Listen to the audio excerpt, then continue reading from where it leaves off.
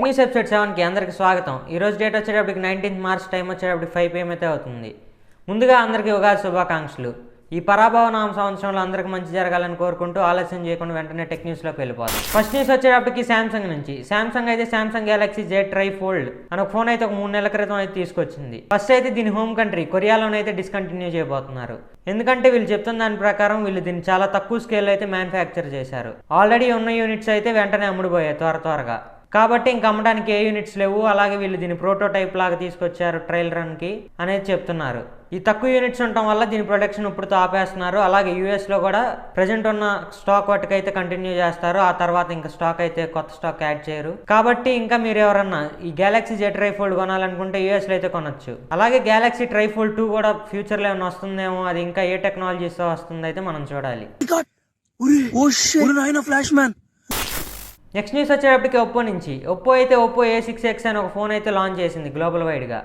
దీన్ని అయితే ఇండియాలో ఒప్పో A6X పేరుతో అయితే ఇండియాకి తీసుకురానుంది. దీని స్పెసిఫికేషన్స్ కనుక చూసుకుంటే డిస్ప్లే వచ్చేటప్పటికి 6.75 inches HD+ 120Hz 1125 peak brightness నిట్స్తో అయితే రానుంది. దీంట్లో ప్రాసెసర్ వచ్చేటప్పటికి MediaTek Dimensity 6300 ప్రాసెసర్ అయితే వాడారు. కెమెరా విషయానికి వచ్చేటప్పటికి 50 megapixel main camera, 2 megapixel monochrome camera. ఇది ఓన్లీ షోకి, దీనివల్ల పెద్ద యూజ్ ఏమి ఉండదు. అలాగే సెల్ఫీ కెమెరా వచ్చేటప్పటికి 5 మెగాపిక్సెల్ సెల్ఫీ కెమెరా. బ్యాటరీ విషయానికి వచ్చేటప్పటికి 6500 mAh battery, 45 watts fast charging తో అయితే రానుంది. ఇదైతే 4GB 6GB ర్యామ్ వేరియంట్స్ లో, అలాగే 128GB ఇంటర్నల్ స్టోరేజ్ తో అయితే రానుంది. ఇది purple and gold 2 colour variants లో అయితే రానుంది. దీని ప్రైస్ కనుక చూసుకుంటే 19,000 అయితే పెట్టారు 4GB 128GB వేరియంట్ వచ్చేటప్పటికి. ఇదే ప్రైస్కి మనకి Vivo T5X, iQOO G11X అయితే చాలా మంచి ఫీచర్స్తో అయితే దొరుకుతుంది. దీనికంటే better display, better processor, better battery అయితే దాంట్లో ఉంటాయి. కాకపోతే వీళ్ళు దీనికి ఎంత ప్రైస్ ఎందుకు పెట్టారో అయితే అర్థం కావట్లేదు. ఒకవేళ మీరు 20,000 రూపాయల బడ్జెట్లో ఈ ఫోన్ కొనాలనుకుంటే ఆ పని మటుకు అస్సలు చేయకండి. వీళ్ళు ఏదో 15,000 రూపాయలకు తేవాల్సిన ఫోన్ని 20,000 తెచ్చేసి పెట్టేశారు. దీనికంటే అదే ప్రైస్కి 6GB 128GB variants Vivo T5X, iQOO G11X అయితే వస్తున్నాయి ఇంకా మంచి స్పెసిఫికేషన్స్తో. దాన్ని అయితే ఒకసారి మీరు కన్సిడర్ చేయాలి. నెక్స్ట్ న్యూస్ వచ్చేటప్పటికి iQOO నుంచి. iQOO అయితే iQOO G11ని March 26న చైనాలో అయితే లాంచ్ అయినుంది. కొన్ని స్పెక్స్ అయితే లీక్ అయినాయి. ఆ లీక్ అయిన స్పెక్స్ చూసుకుంటే దీంట్లో display 6.83 inches 1.5K OLED LTPS panel అయితే వాడబోతున్నారు. ఇది 165Hz రిఫ్రెష్ రేట్తో అయితే రానుంది. బ్యాటరీ వచ్చేటప్పటికి 9020 mAh బ్యాటరీ, 90 వాట్ ఫాస్ట్ ఛార్జింగ్తో రానుంది. ప్రాసెసర్ వచ్చేటప్పటికి MediaTek Dimensity 8500 చిప్ సెట్ అయితే వాడబోతున్నట్లు సమాచారం. ఆల్రెడీ ఇండియాలో అయితే iQOO G11X అయితే లాంచ్ అయిపోయింది. కాకపోతే చైనాలో iQOO G11X అనే పేరుతోనే ఇంకొక ఫోన్ అయితే లాంచ్ చేయబోతున్నట్టు సమాచారం.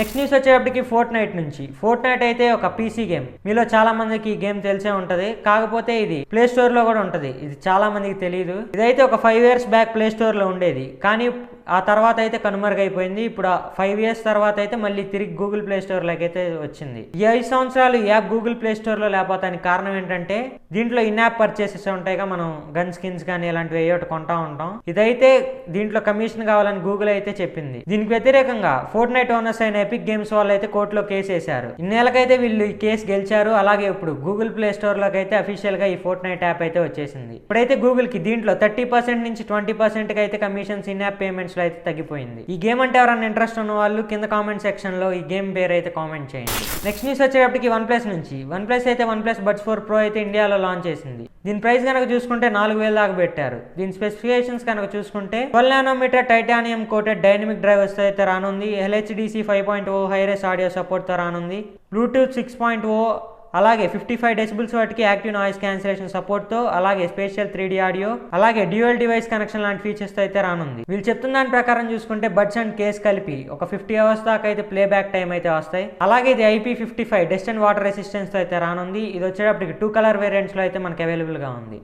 ఒకటి వచ్చేటప్పటికి బ్లాక్, ఇంకోటి వచ్చేటప్పటికి వైట్. నెక్స్ట్ న్యూస్ వచ్చేటప్పటికి వివో నుంచి. వివో అయితే Vivo X300 Ultra, Vivo X300s, అలాగే Vivo Pad 6 Pro అయితే త్వరలో చైనాలో March 30వ తారీఖున లాంచ్ అయినుంది. వీటిలో ఏం ప్రాసెసర్స్ వాడుతున్నారు అనేది తెలియక అయింది. ఫస్ట్ వచ్చేటప్పటికి Vivo X300 Ultra, అలాగే Pad 6 Pro లో వచ్చేటప్పటికి Snapdragon 888 Gen 5 ప్రాసెసర్ అయితే వాడబోతున్నారు. అలాగే Vivo X300s లో వచ్చేటప్పటికి MediaTek Dimensity 9500S ప్రాసెసర్ అయితే వాడబోతున్నారు. ఇవైతే కెమెరా ఫోకస్డ్ ఫోన్స్. వీటికైతే టెలికన్వర్టర్ లెన్స్ కూడా తెస్తారు. ఈ ఈసారి ఇవి ఇంకెంత బాగా పర్ఫామ్ చేస్తాయో అయితే చూడాలి. నెక్స్ట్ న్యూస్ వచ్చేటప్పటికి ఇరాన్ నుంచి. ఇరాన్కి ఇరాక్కి వార్ జరుగుతున్న సంగతి మనందరికీ తెలిసిందే. దీంట్లో భాగంగా ఇరాన్ అయితే ఖతర్లోని రాస్ లఫన్ ఇండస్ట్రీ సిటీలోని వరల్డ్స్ లార్జెస్ట్ ఎల్ఎన్జీ హబ్ మీద అయితే మిసైల్ లాంచ్ అయితే చేసింది. ఖతర్ నుంచి అయితే ఇండియా 20 to 40% వాటికి న్యాచురల్ గ్యాస్ని అయితే తీసుకుంటుంది. ఇప్పుడు ఈ అటాక్ వల్ల ప్రపంచవ్యాప్తంగా, ఓన్లీ మన కంట్రీనే కాదు ప్రపంచవ్యాప్తంగా అయితే ఇంకా ఎల్పిజి షార్టేజ్ పెరిగే అవకాశం అయితే ఉంది. ఇప్పటికే మన కంట్రీలో మనం చాలా చోట్ల చూస్తూనే ఉంటున్నాం. హాస్టల్ క్లోజ్ చేసేస్తున్నారు, హోటల్స్ క్లోజ్ చేసేస్తున్నారు, చాలా చోట్ల అయితే కట్టెల పొయ్యిలు వాడటం మొదలుపెట్టారు. అలాంటి టైంలో దీని మీద అటాక్ జరగడం వల్ల ఇంకా ఎల్పిజి షార్టేజ్ అయితే పెరిగే అవకాశం ఉంది. ఫ్యూచర్లో ఈ వార్ ఇలానే కంటిన్యూ అయితే మనకి పూర్తిగా ఎల్పిజి వాడటం అనేది మానేసే స్టేట్కి కూడా వస్తామేమో మనం అర్థం కావట్లేదు. ఈ వార్ ఎప్పటికీ ఆగిపోద్ది, గవర్నమెంట్ కూడా ఫ్యూచర్లో ఏదైనా దీన్ని ఎదుర్కోవడానికి ఏదైనా స్టెప్స్ తీసుకోబోతుందని అయితే మనం వేచి చూడాలి. రోజు నాకు ఇంట్రెస్టింగ్ అనిపించిన టెక్ న్యూస్ ఇదే. మళ్ళీ రేపటి టెక్ న్యూస్లో కలుసుకుందాం. This your Pavan Sai signing of.